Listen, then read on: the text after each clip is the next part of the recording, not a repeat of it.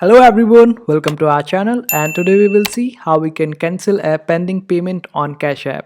So for that, open up your CashApp and then go to your activity by clicking on bottom right corner, and in your activity all your transactions will appear.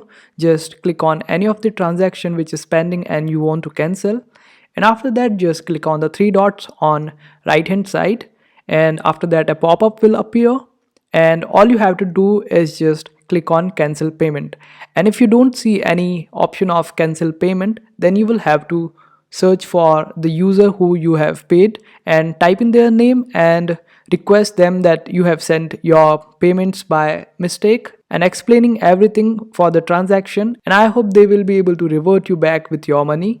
And that's how you do it. You can also contact support for any help by going on your settings, scrolling down a little bit, and then click on support,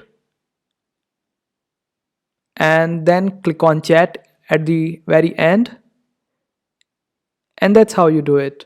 I hope this video was helpful. Make sure to hit that like button and also subscribe to our channel for more helpful videos.